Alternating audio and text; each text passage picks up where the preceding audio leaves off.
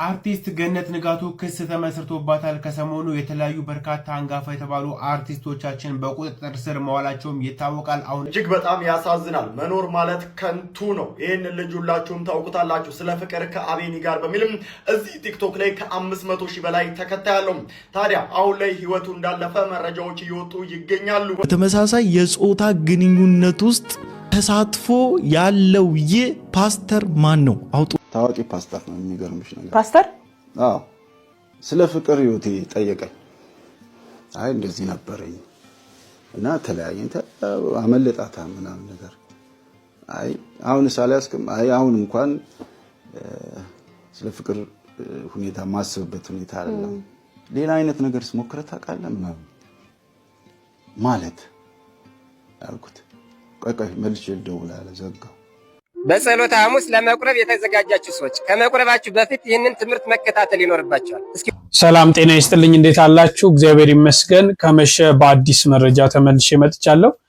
ታዋቂው አርቲስት ገነት እንግዲህ ክስ ቀርቦባታል። በተለይ ፕሮቴስታንቶቹ በጣም ከፍተኛ ቁጣ እያሰሙ ይገኛል። አንድ መራግብር ሰርታ እንግዲህ ታዋቂ የግብረ ሰዶም አባል አንድ ፓስተር እንደዚህ ያርጎኛል ያለ አንድ ሰው አርቲስት አቀርባ ነበር። በዚህ ከፍተኛ ተቃውሞ ተነስቶባታል። ያንን ተከትሎ እንግዲህ ክስ ተመስርቶባታል። ይሄ ምን እንደሆነ አስቃኛቸዋለሁ። በጣም እጅግ አሳዛኝ የሆነ አንድ ሀዘንም እንመለከታለን። ከዛ ውጪ ነገ እንግዲህ ጸሎተ ሐሙስ ይባላል በቤተክርስቲያናችን ስርዓት። የነገው ቀን እንዳያመልጠን እነዚህ ነገሮች መስማት አለብን። ምን ማድረግ አለብን የሚለውን እንመለከታለን። እስከ መርሃ ግብሩ ፍጻሜ አብራችሁን ቆዩ። ላይክ ማድረጋችሁን ሼር ማድረጋችሁን እንዳትረሱ። እስቲ በዚህን ጀምር። እጅግ በጣም ያሳዝናል። መኖር ማለት ከንቱ ነው። ይህን ልጅ ሁላችሁም ታውቁታላችሁ። ስለ ፍቅር ከአቤኒ ጋር በሚልም እዚህ ቲክቶክ ላይ ከ500,000 በላይ ተከታይ አለው። ታዲያ አሁን ላይ ህይወቱ እንዳለፈ መረጃዎች እየወጡ ይገኛሉ። ወንድማችን ታዲያ ስለ ፍቅር ብዙ ነገር ሰብኮናል፣ ብዙ አስተምሮናል፣ ብዙ ነገር ብሎናል። ነገር ግን በዚህ በወጣትነቱ በዚህ በልጅነቱ ህይወቱ ማለፉም እጅግ በጣም የሚያሳዝን ነው። መኖርም ከንቱ እንደሆነ አንድ ማሳያ ነው። ወንድሜ ነፍስ በአጸደ ገነት ትረፍ። እንደዚሁም ደግሞ ቤተሰቦቹ ለወዳጆቹ እዚህ ሶሻል ሚዲያ ላይ ለምታደንቁት ለምታከብሩት በሙሉ መጽናናትን እመኛለሁ። ነፍስ ይማር። እውነት ነው፣ መኖር ከንቱ ነው። በጣም ያሳዝናል። እንግዲህ ይህ ልጅ ብትመለከቱት ፔጁ ላይ ገብታችሁ ስለ ሰላም ስለ ፍቅር የሚሰብክ ልጅ ነው። እንደውም አንድ ቪዲዮ ላስቃኛችሁ። ፍቅረኛህን ደስተኛ ለማድረግ እኮ ትንሽ ነገር በቂ ነው። ሴት ልጅ ትንሽ ነገር ነው የሚያስደስታት። ከልቧ የምታፈቅር ከሆነ ከአንተ የሚወጣው ትንሹ ቃል እሷ ጋር ትልቅ ቦታ አለ። አታምነኝም? ይህንን ቴክስት እስቲ አሁን ላክላት። አሁን በደንብ አዳምጠኝ። ህይወት ውስጥ ስላለች አመስግናት። ስላወቃት በዚህን ሰዓት ካጠገብ ስለሆነች እሷን እግዚአብሔር ስለሰጠ አመስግን። በቴክስት እያንዳንዱን ነገር ጻፍ። የእሷ አንተ ህይወት ውስጥ መምጣት ለአንተ ምን እንደጠቀመ፣ በእያንዳንዱ ጊዜ እሷ ከጎን ባትሆን ግራ እንደሚገባክ፣ ለእሷ ባለ ስሜት ደስተኛ እንደሆን፣ የትኛውም ጊዜ ለእሷ ያለክ ስሜት ቀዝቅዞና ቀንሶ እንደማያቅ ድብና አድርገህ ንገራት። ብትጣሉ ብትኮራረፉ ራሱ ናፍቆቷ እንደሚያስቸግር፣ ለእሷ ስሜት ትልቅ ቦታ እንዳለ፣ በጣም እንደምታከብራት፣ እግዚአብሔር ከፈቀደና ቢሳካል የወደፊት ሚስት ማድረግ እንደምትፈልግ፣ ዛሬ ላይ ጠንክረ ለመስራት፣ ጠንክረ ለመማር፣ ጠንክረ እዚህ ቦታ ለመቆም አንደኛው አጋዥ እሷ እንደሆነች እነዚህን ቃላቶችን በስቲከር ቀለል አድርገህ ላክላት። ይሄ ብቻውን ትልቅ ደስታ ይፈጥርላታል። የምሬ ነው። ከዛም በኋላ የምትልክልህን ቴክስት አይተህ ፈገግ ትላለህ። የምሬ ነው የምልህ። ቀለል ባለ መንገድ ፍቅረኛህን ደስተኛ ረካት ማለት ነው። ይሄ ኦቨር ነገር አታስብ። ከልክ በላይ የሆነ ነገር ተጣልታችሁ ተኮራርፋችሁ ከሆነ ደግሞ ይቅርታ በመጠየቅ ንግግርህን ጀምር። ለሷ ያለህን ዋጋ ከፍ አድርገህ በደንብ አስረዳ። እንደቀነሰ እንዳይሰማት አድርግ። ምንም ብትሆኑ ብትጣሉ ብትኮራረፉ መሀላችሁ ግጭት ቢፈጠር ራሱ እንደምታፈቅራት፣ ጊዜ እንደምትሰጣት፣ እንደምትሰማት፣ በማንኛውም መከፋት ውስጥ ጥላት እንደማትሄድ በደንብ አድርጋ አስረዳት። እንደ ሌላ ወንዶች እንዳልሆንክ ቃል ብቻ ሳይሆን ተግባር ላይ አውላ አሳያት። ይሄ ለሷ በጣም ጉልበት ይሆናታል። ይሄ ለሷ በጣም የመደሰቻ ምክንያት ይሆናታል። ይሄን በማድረግ ቀኗን አሳምረው፣ ፍቅራችሁንም ብረት አድርገው። እነዚህ ቃላቶች ቀላል ይመስላሉ፣ ግን ፍቅራችሁን በጣም ይጠግኑታል፣ በጣም አቅም ይሰጡታል። ቀላል እንዳይመስልህ ሞክረውና ታመሰግነኛለህ። በዚህ አጋጣሚ ፖስት እያረኳቸው ያሉ ቪዲዮዎች ሰው ጋር እየደረሱ አይደለምና በቻላችሁት አቅም ኮፒ ሊንክ አድርጉልኝ። እንደተከታተላችሁት ነው በተለይ ከወንድና ሴት ግንኙነትን ምን አይነት ህይወት መኖር እንዳለብን የተለያዩ በቃ መልካም የሆኑ ስለ ፍቅር የሆኑ ነገሮችን የሚሰብክ ልጅ ነው አቤኒ። በጣም ያሳዝናል። እንግዲህ በወጣትነት መሞት፣ በምንሰራበት እድሜ፣ በምንሮጥበት እድሜ ከዚህ ዓለም ማረፍ በጣም ከባድ ነው። በተለይ ለቤተሰብ ለኛም ለሰዎችም ቢሆን እጅግ በጣም ከባድ ነው። ነፍሱን እግዚአብሔር አምላክ ከቅዱሳን ጎን ያሳረፍልን። መቼም ከእንደዚህ አይነት ሐዘን ብዙ ትምህርቶችን መውሰድ አለብን። አንዳንድ ሰዎች ሳንዘጋጅ እንጠብቃለን፣ መምጫውን አናውቀውም። የክርስቶስን መምጫ የሞቱን መምጫ የምናውቅበት ጊዜ የለምና ሁልጊዜ በዝግጅት ነው ራሳችንን መጠበቅ ያለብን። ሕፃን ነን፣ ገና አልደረስኩም፣ ስጋው ደሙ ተቀበሉ እንኳንስ አባቶቻችን ሲሉ ምን ሰርቼ እድሜ ገና ነው እንላለን። ምንም የሚከለክል ነገር የለምና በዝግጅት መቆየት እንዳለብን ከእንደዚህ አይነት ሐዘኖች ብዙ ትምህርቶችን መማር እንዳለብን ነው መገንዘብ ያለብን ማለት ነው። እንግዲህ ተዘጋጅተን እኛም መቼም በዚህ ምድር ለዘላለም አንኖርም አይደል? ሁላችንም ተጓዦች ነን። እግረ መንገዳችን ነው ሀብት ብናፈራ፣ ትዳር ብንመሰርት፣ ልጆች ብንወልድ፣ ብንማር እግረ መንገዳችን ነው። ኑሯችን እኛ በሰማይ ስለሆነ ሁልጊዜ በዝግጅት መቆየት አለብን ማለት ነው።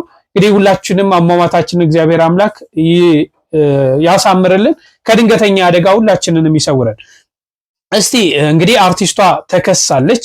የተከሰሰችበትን እንመልከት። አርቲስት ገነት ንጋቱ ክስ ተመስርቶባታል። ከሰሞኑ የተለያዩ በርካታ አንጋፋ የተባሉ አርቲስቶቻችን በቁጥጥር ስር መዋላቸውም ይታወቃል። አሁን ደግሞ አርቲስት ገነት ንጋቱ ሌላኛዋ ክስ የተመሰረተባት ሆናለች። ነገር ግን ክሱን የመሰረተባት የኢትዮጵያ ወንጌል አማኞች አብያተ ክርስቲያናት ካውንስል ነው። የኢትዮጵያ ወንጌል አማኞች አብያተ ክርስቲያናት ካውንስል በወንጌል አማኝ ክርስቲያኖችና ተቋማት እንዲሁ ደግሞ በእነሱ ስም ላይ ጥላሸት የሚቀቡ አካላትን በሕግ ለመጠየቅ እርምጃ መውሰድ መጀመሩንም ያሳወቀ ሲሆን ካውንስሉ ደግሞ ክሱን የመሰረተውን በወይዘሮ ገነት ንጋቱና በአቶ አንተነህ መካከል በተደረገ ቃለ መጠይቅም ዙሪያ ነው። በቃለ መጠይቁ ደግሞ የቀረቡ ሐሳቦችም የወንጌል አማኞችን መንፈሳዊ ገጽታና ክብር የሚያጎድፉ ናቸው። ማንነታቸው በግልጽ ያልተጠቀሰ ግለሰቦችን በጅምላ በመወንጀልም የእምነቱን ተከታዮች ገጽታ የሚያበላሹ ናቸው ማለትም በይፋ ክስ መሰረቱን አረጋግጧል። በተጨማሪም በተለያዩ ማህበራዊ ሚዲያ ላይ ስነ ምግባር ባልተከተለ መልኩ የእምነቱን ተከታዮችን ገጽታ የሚያበላሹ ስራዎች እንዲቆሙና የእምነት ተከታዮችን ክብር የሚነኩ አካላትን ከድርጊታቸው እንዲቆጠቡ ካልሆነ ግን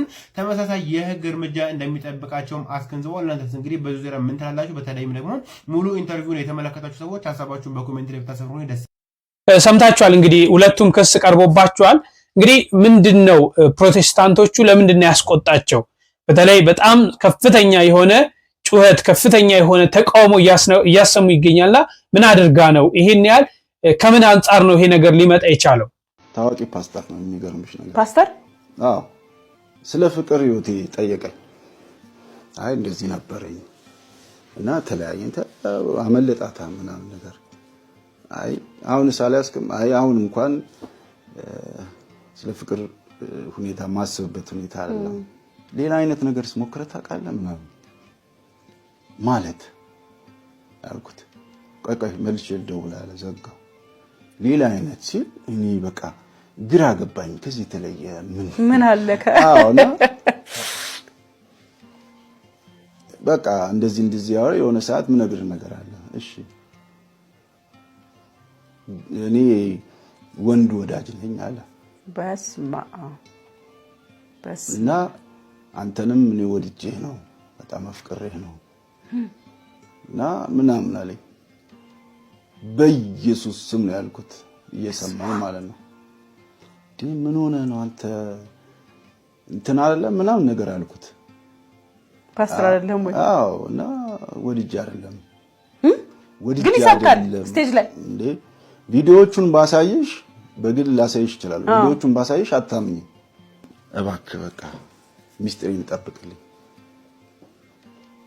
ሚስጥሬን ጠብቅልኝ በጌታ ምናምን አለኝ። ኧረ በጌታ አትበል። ይህንን ታሪክ ያካፈልከን ወንድማችን በኢትዮጵያ ሕገ መንግስት ግብረ ሰዶም ወንጀል ነው። ስለዚህ አንተ ስሙን አልናገርም ስትል እየተባበርክ ያለው ከወንጀለኛ ጋር ወይም ወንጀለኛን እየደበክ እንደሆነ እንድታቅ ያስፈልጋል። በዚህ በሶስት ምክንያት ይህንን ወንጀለኛ ያልከውን ግለሰብ ላትነግረ እንደምትችል እኔ ገምቻለሁ። የመጀመሪያው ነገር በስልክ ልውውጣችሁ ላይ መጨረሻ ላይ ሚስጥሬን ደብቅልኝ ስላለህ ነው ያልነገርከን። ሚስጥረኛው ነህ ማለት ነው። ስለዚህ ሚስጥረኛው ስለሆንክ ታሪኩን ትነግረናለህ እንጂ ማንነቱን በሚስጥር ነው የምትይዝለት። ሁለተኛ ደረጃ አንተ ራስን ካስመለጥክና ካተረፍክ በኋላ ስለሌላው ግድ የማይለ ማንም ቢበላሽና በእንደዚህ አይነት እርኩሰት ውስጥ ቢወድቅ ማይጨንቅህ ራስ ወዳድ ግለሰብ ነህ ማለት ነው። ሁለተኛ በሶስተኛ ደረጃ ደግሞ የፈጠራ ታሪክ ነው የነገርከን። ለዛ ነው ስሙን ያልነገርከን። ሚስጥረኛው ካልሆንክ የፈጠራ ታሪክ ካልነገርከን ራስ ወዳድ ካልሆንክ በስተቀር የዚህ ሰው ስም በፍጹም የምትደብቅበት ምንም አይነት ግራውንድ አይኖርክም። ምክንያቱም የነገርከን ፊገር ፓስተር ነው። ፓስተር ማለት ብዙ ሰዎች ቁጭ አድርጎ የሚያስተምር ነው። አውዳሚነትና አጥፊነቱ ከአንድ ተራ ግለሰብ ይበልጣል፣ የሚሰሙት የሚከተሉ ሰዎች ስለሚኖሩ ማለት ነው። ስለዚህ ስሙን መናገር ያለብህ በአደባባይ ላይ ወጥተህ ይሄንን ታሪክ ይጠቅማቸዋል ብለህ ካካፈልክ አይቀር ሌሎችን ለማትረፍና ለመታደግ ጭምር ነው። ምክንያቱም ኢትዮጵያ ውስጥ ግብረ ሰዶም ወንጀል ተብሎ አንተ የወንጀለኛን ስም በልብ አቅፈ አልናገርም ብለህ ነው ቁጭ ብለህ ያለከው። ትነግረን ግዴታ ነው። ታሪኩን አምጥተሃል። የታሪኩን ባለቤት ህዝብ ማወቅ አለበት። ማን ነው እያሳደደ ወንድ የሚፈልገው? ፓስተር ሆኑ። ይሄን ካልነገርከን ህዝብን አሳልፈ ለእንደዚህ አይነት አመጽና እርኩሰት እንዲተላለፍ እያደረክ ነው። ለምሳሌ አሁን በዚህ ጉዳይ ላይ ኦርቶዶክሳውያን፣ ሙስሊሞች፣ ሌሎች ቤተ እምነቶች ናችሁ ወጣችሁ ነገሮችን ማጥራት ያለባችሁ። ይሄ ሃይማኖትን የማዋረድ ሃይማኖትን የማናናቅ ጉዳይ ብቻ አይደለም የሚሆነው። ይሄ የጋራ ጉዳያችን ነው። ትውልድን የሚያቀነጭር የጋራ ጉዳያችን ነው። ከሁሉ በፊት ደግሞ አንተ ራስህ የምትጠየቀው ከዚህ ፓስተር ጋር መቼም ተደጋጋሚ የሆነ የስልክ ግንኙነት ወዳጅነት ባይኖራችሁ ሰው በአንዴና በሁለት የስልክ ልውውጥ ብቻ ወደ እንደዚህ አይነት ነገር ገብቶ እንደዚህ ብሎ ሊጠይቅህ የሚችልበት ግራውንድ አይኖረው። ምክንያቱም ህዝብ የሚመራ ፓስተር ነው። አንተ የኦርቶዶክስ እምነት ተከታይ ነህ። በስልክ ነው የሚያዋራ። እዚህ ዘመን ላይ ስልክ ሪከርድ እንደሚደረግ ሁሉም ሰው ያውቃል። በስልክ ለማውራት እንደዚህ ከአንተ ጋር በጣም የጠበቀና እላፊ ወዳጅነት አላችሁ ማለት ነው። ስለዚህ አንተን በዚህ በተመሳሳይ ሰውየውን ባማህበት ነገር ማንጠረጠርበት ምን ጉዳይ አለ? አንተም ከጥርጣሬ እንድታመልጥ በጉዳዩ ላይ የሌለህ እንደሆንክ እርግጠኛ እንዲሆን ህዝቡ ደግሞ ያነሳከው የጠቀስከው ፓስተር እውነተኛ እዚህ ምድር ላይ ኤግዚስት የሚያደርግ ከሆነ ሰዎችን ለማስጠንቀቅ በትክክል ስሙን መናገር ግዴታ ነው። አለበለዚያ አሉባልታና ሐሜት ነው። ደግሞ ራስህ በተመሳሳይ ማንነት ውስጥ የምትገኝ ግለሰብ ነው ማለት ነው። መልስ እንፈልጋለን። በፍጥነት አፍጥን። በተመሳሳይ የጾታ ግንኙነት ውስጥ ተሳትፎ ያለው ፓስተር ማን ነው? አውጡና ንገሩ። ምርጫ ስላጣቅ አድናሃለሁ ነው። ታዋቂ ፓስተር ነው። ስለ ፍቅር ህይወቴ ጠየቀኝ። ሌላ አይነት ነገር ስሞክረህ ታውቃለህ ማለት ያልኩት እንዴ በጣም ብዙ ትውልድ ነው እየበላብን ያለው ማለት እኮ ነው። አውጡና ንገሩን። ማን ነው? አንተም መናገር ግዴታ አለብህ እንዴ። ስለ ትውልዱ ኃላፊነት የሚሰማችሁ ከሆነ ኃላፊነት የሚሰማው አይነት ፕሮግራም እያዘጋጃችሁ ከሆነ የግድ ሪስፖንሲብል ሆነሽ ማን እንደሆነ መናገር ግድ ይልሻል እንዴ። ልንገለው ወይ ልናጠፋው ወይም ደግሞ አታክ ልናደርገው አይደለም። ነገ ከነገ ወዲያ እዛ እየሄደ የሚበላ ጀነሬሽን አለ። አንተ እኮ አትሊስት ፊዚካሊ ራሱ አቅም አለክ። ቢጎራበጥ ወይ መተከው ወይ አፈር አልብሰው ትሄዳለህ እኮ ችግር የለውም።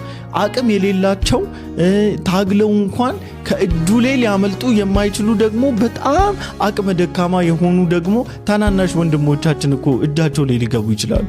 ስለዚህ ተናገሩ በየጊዜው። ከዚህ በፊትም አንድ አገልጋይ ነኝ ባይ በሚዲያ ላይ መጥቶ እንደዚህ አይነቶችን አውቃለሁ፣ ተመሳሳይ የጾታ ግንኙነት ውስጥ ያሉ ፓስተሮችን አውቃለሁ ምናምን እያለ በጣም ዝግባ አለ።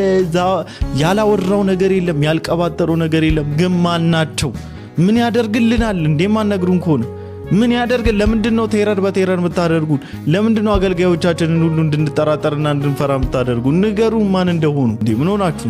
ገነት ንጋቱ ላይ በሌላም ቪዲዮ በደንብ አድርጌ መጣበታለሁ። ይሄ ጉዳይ ላይ ጥራት ያለው ክሊር የሆነ ነገር ማትናገር ይቆም። ሰላም እንዴት ናችሁልኝ? ይሄ ፓርት 2 ነው፣ ከትላንት ቪዲዮ ይቀጥላል ማለት ነው። በጣም ነው ማመሰግነው በመጀመሪያ ሁላችሁንም። በቃ እየታገላችሁ ነው አይቻለሁ። በውስጥ መስመር ኮሜንት ላይ በጣም ቆንጆ ሀሳቦችን እያስቀምጣችሁልኝ ነው። ከጎኔ እንደሆናችሁ እየነገራችሁኝ ነው። እኔ ጥያቄ እናንተም ጥያቄ እንደሆነ እየነገራችሁኝ ነው። በጣም ነው ማመሰግነው። ያው ይሄንን ነገር እስከ መጨረሻው እናስቀጥለዋለን ተባብለናል። እኔ ጀመርኩትን ቻሌንጅ ያው ተቀበላችሁ እየሰራችሁ ያላችሁ ቲክቶከሮች አላችሁ። በጣም ነው ማመሰግነው። ቻሌንጁን ስለተቀበላችሁ እየሰራችሁበት ስላላችሁ በጣም ነው ማመሰግነው። በጣም ብዙ ቪዲዮ አይቻለሁ። ይሄ ነገር መቆም እንዳለበት የሁላችንም ጥያቄ እንደሆነ ማወቅ መቻል አለባቸው። ፎሎ፣ ሼር፣ ኮፒ ሊንክ የሚደረገውን በሙሉ እያደረጋችሁ ከጎኔ እንደሆናችሁ አሳዩኝ ፕሊዝ። ወደ ነጥብ ልግባ። እኛ ነገር አንተን እንድናምን አንደኛ የሰውየውን ስም አጋልጥ ስትነግረን በቪዲዮ ላይ ያው ሚስጥሬን ጠብቅልኝ ምናምን ብሎኛል ብለሃል። ይሄ የትውልድ ጉዳይ ነው፣ የትውልድ ጥያቄ ነው፣ የልጅህ ጥያቄ ነው። ወልደህ ከሆነ አላውቅም፣ ወደፊት የምትወልዳለህ አላውቅም። የዛ ልጅ ጥያቄ ነው።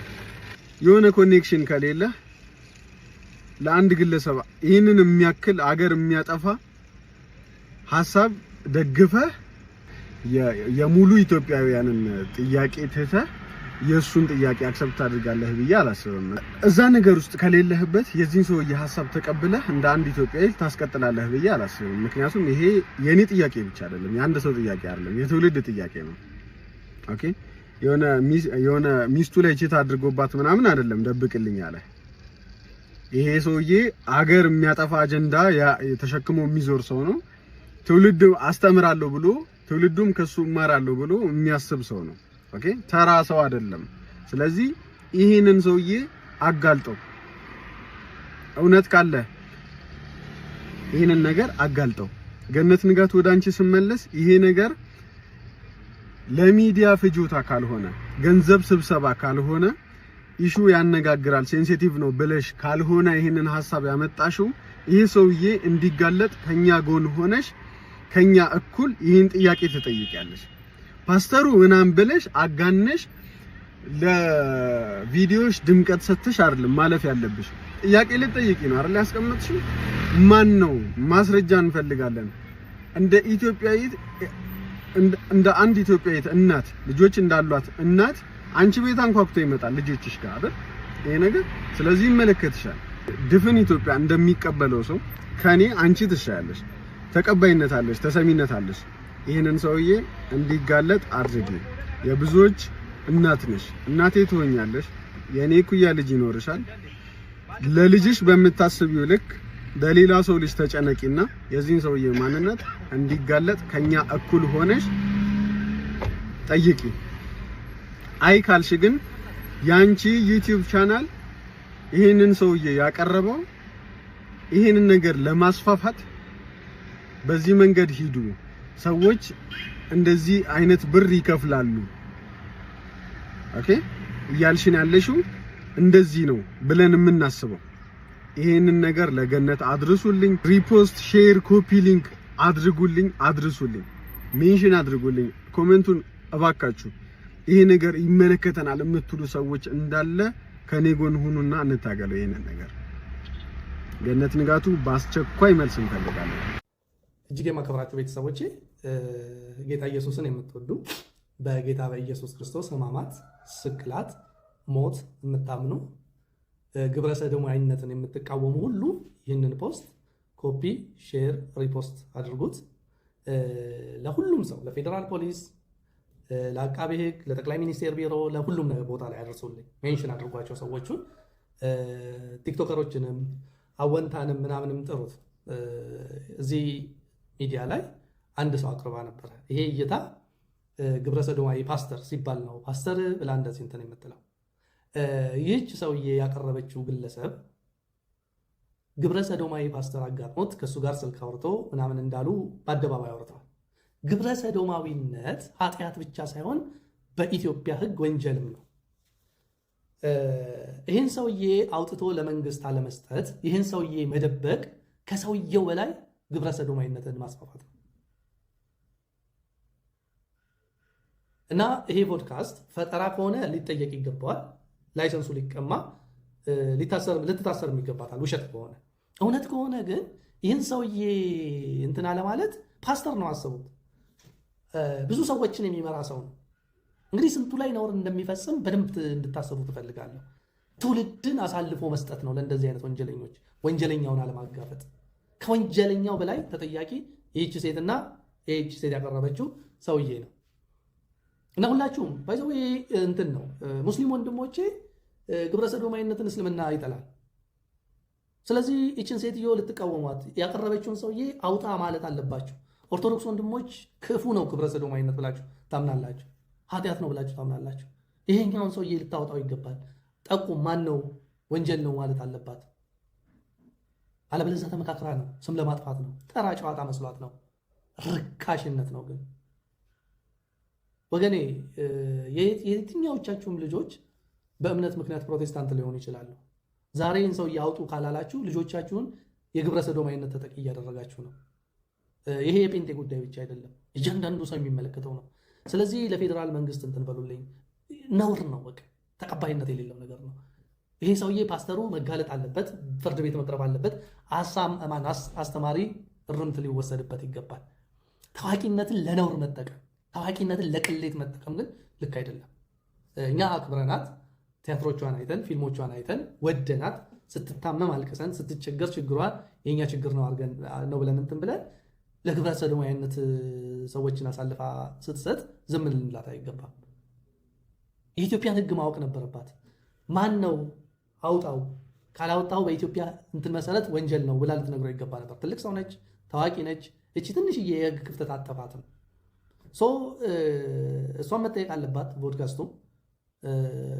ምክንያቱም መጠየቅ ያለበትን ነገር አልጠየቀችው። ማለት ማንም ሰው እኔ ጋር መጥቶ ኢንተርቪው እያደረግኩት ግብረ ሰዶማዊ ነው ፓስተሩ ቢለኝ፣ ወይም ቄሱ ግብረ ሰዶማዊ ነው ቢለኝ፣ ወይም ኡስታዙ ግብረ ሰዶማዊ ነው ቢለኝ፣ ግብረ ሰዶማዊነት በእስልምና ወንጀል ነው፣ ግብረ ሰዶማዊነት በኦርቶዶክስ ወንጀል ነው እና በኢትዮጵያ ሕግ ወንጀል ነው፣ ይሄ እኮ ያስጠይቃል ብዬ ጠይቃለሁ። እንዴት አልጠየቀችውም? ፕሪፕላንድ ስለነበረ ነው ብዬ የማምነው።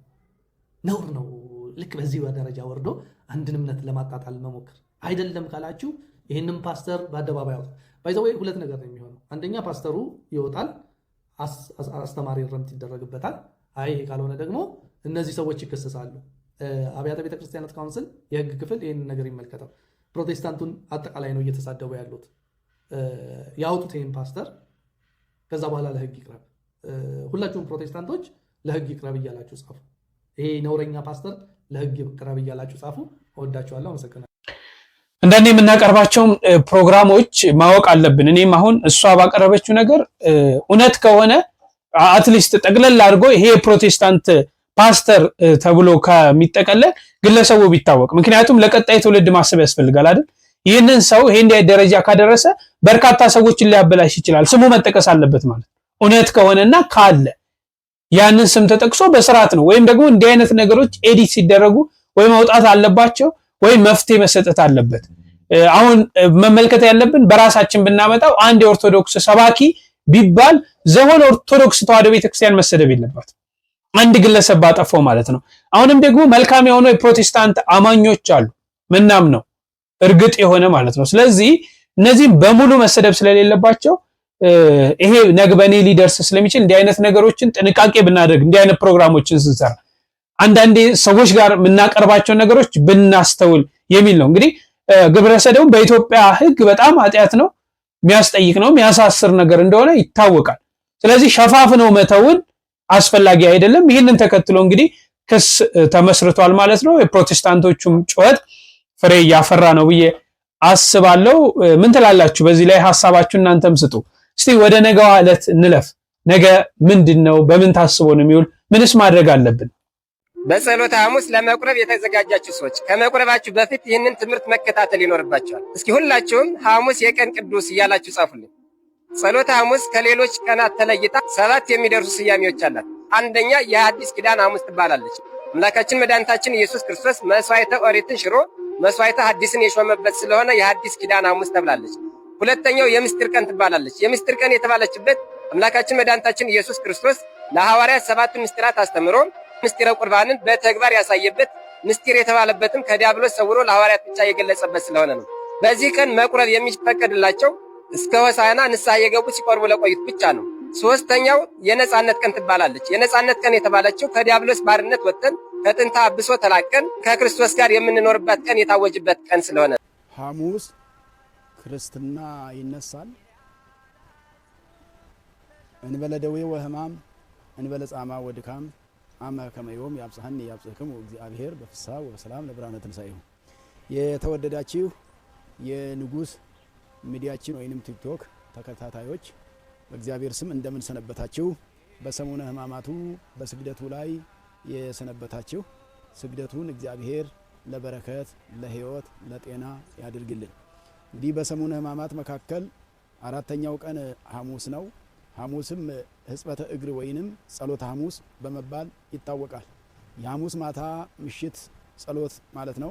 ይሄም ቀን የሚታወቀው ጌታ ኢየሱስ ክርስቶስ የቅዱሳን አባቶቻችን ሐዋርያትን እግር ያጠበበት ዕለት ነው። እግር ያጠበበትም ምክንያት ትህትናውን ለመግለጽ ነው። ፍቅረ እኔ እንደዚህ እንዳደረኩላችሁ እናንተም ለሌላው አድርጉ እንደዚሁ ብሎ ትህትናን ራሱ አድርጎ ለሌላውም ሰው ያስተማረበት ዕለት ነውና እንግዲህ በእነዚህ በሰሙነ ሕማማት በተከታታይ ስንማረው እንደሰነበት ነው ሁሉ መደበኛው አገልግሎት የሰዓታቱ የማይሌቱ የቅዳሴው አገልግሎት ሳይሰጥ እንደሰነበተ ይታወቃል። ሐሙስ ግን ለየት ብሎ በዚህ ቀን በሐሙስ ዕለት ቅዳሴ ይቀደሳል። ቅዳሴ ይቀደስ እንጂ ሙሉ አገልግሎት የቅዳሴው አገልግሎት ስለማይሰጥ እንግዲህ ተንሥኡ ለጸሎት ተብሎም ሰላም ለኩልክሙ ተብሎም ስብሐት ለአብ ወወልድ ወመንፈስ ቅዱስና አቡነ ዘበሰማያት እየተባለ እንደሌላው ጊዜ እግዚኦ ተሳለነ የማይባል ምስለ መንፈስከ የማይባል ነው። እንደዚሁም ደግሞ እንደነ አርሁ ያለ ቅዳሴ ላይ የማይባል አርሁ በቀደም የሆሳዕና ዕለት ዲያቆኑ አርሁ ውሃተ መኳንንት እያለ ስለገባ የዛለትም ንፍቁ ዲያቆን አርሁ አይልም ነበር። ዛሬም ደግሞ በሕጽበተ እግርም አርሁም የለም። ስለዚህ ከመጀመሪያውም ቡራኬም የተሟላ ቡራኬ ስለማይከናወን ቅዳሴም መጠነኛ ቅዳሴ ለስጋ ወደሙ ማቀበያና ጌታ ኢየሱስ ክርስቶስ በምሴተ ሐሙስ ይህ ስጋዬ ነው ይህ ደሜ ነው ነገ በመልዕልተ መስቀል የሚቆረሰው በመልዕልተ መስቀል የሚፈሰው ብሎ ስለተናገረ ያንን አማናዊ ስጋውንና አማናዊ ደሙን እንደሰጠ ለማሰብ እንጂ የመጀመሪያውን ቀን እንጂ ዋናው ከስቅለት በኋላ ስለሆነ እንግዲህ ክርስትና መነሳት አለመነሳት በሚል ብዙ መነጋገሪያ ሆኖ ይገኛልና ሕፃናት በ40 ቀናቸው በ80 ቀናቸው ሌሎችም ሰዎች ከሌላ እምነትም የመጡ ሲማሩ የቆዩ ቢኖሩ እነርሱም ሁሉ ክርስትና መነሳት አይችሉም በዚህ ቀን ማለት ነው።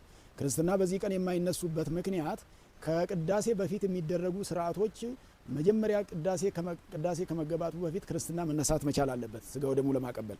ክርስትና ለመነሳት ደግሞ ያ ውሃው ተጸልዮበት ከጌታ ኢየሱስ ክርስቶስ ከቀኝ ጎኑ የፈሰሰውን ትኩስ ውሃ መሆን መቻል አለበት።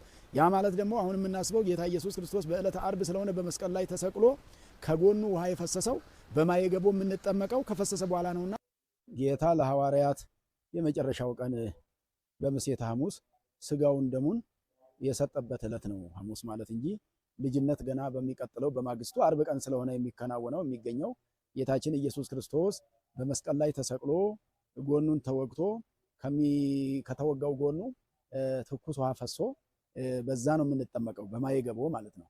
ከጎኑ በፈሰሰው ውሃ ስለሆነ የምንጠመቀው ገና ስላልተሰቀለ እሱም ለሐዋርያት እየነገራቸው ያለው ነገ በመስቀል ላይ ይሰቀላለሁኝ ስጋዬ ይቆረሳል ደሜ ይፈሳል ይሄ ነው አማናዊ ስጋዬ ነው አማናዊ ደሜ ነው እያለ እየሰጣቸው ስለሆነ ልጅነት የተሰጠው በዕለተ ዓርብ ስለሚሆን ዕለተ ዓርብ ገና ስለሆነ በዚህ በምሴተ ሐሙስ በሚቀደሰው ቅዳሴ ላይ ክርስትና አይነሳም ማለት ነው።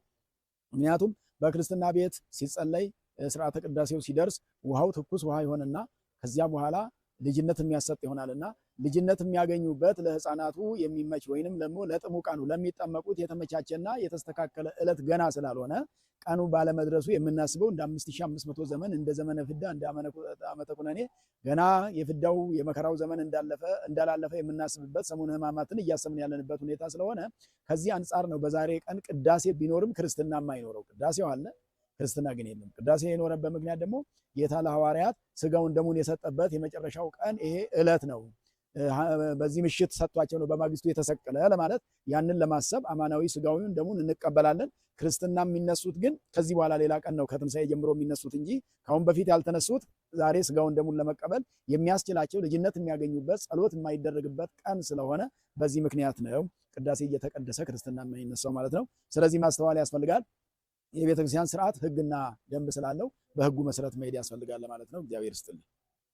ለመምህሮቻችን እግዚአብሔር አምላክ ቃለ ሕይወትን ያሰማልን። እንግዲህ እንደሰማችሁት ነው ነገ ጸሎተ ሐሙስ ነው። በቤተ ክርስቲያናችን ትልቅ ነገር የሚታሰብበት ነው። ክርስቶስ ትሕትናውን የምናይበት የሐዋርያቱን እግር ዝቅ ብሎ ያጠበበት ትሕትናን የምንማርበት እንዲሁም ደግሞ ስጋዬን ብሉ ደሜን ጠጡ ብሎ ስጋው እውነተኛ ስጋውን ለኛ ለልጆቹ መዳኛ ይሆን ዘንድ የሰጠበት ዕለት ነው። ይህንን ስጋ ካልበላችሁ እንደም ካልጠጣችሁ ከኔ ጋር ህብረት የላችሁም ብሎ እንግዲህ በሶስት መንገድ ስለ ስጋው ደግሞ አስተምሮናል። በትምህርት አስተማረን፣ በትእዛዝ አስተማረን። ስለዚህ የክርስቶስን ስጋና ደም መቀበል እንዳለብን አስተማረ። ስጋዬን ደሜን ብሉ ብሎ ትእዛዝ ሰጠ። ከዛ በተግባር ደግሞ ቆርሶ የሰጠበት ዕለት የሚታሰብ ነውና እንኳን አደረሳችሁ። በዚች ዕለት ተዘጋጅተን ሁላችንም ወደ ቤተ እግዚአብሔር በመገስገስ ቀኑን እንድናሳልፍ የአምላካችን ቅዱስ ፈቃድ ይሁንልን። ጠብቆ አምላካችን ደግሞ ከደዌ ከሕማም ሁሉ ጠብቆ ለብርሃነ ትንሣኤው ያደርሰን። በሌሎች መረጃዎች እስክንገናኝ ቸር ቆዩልኝ።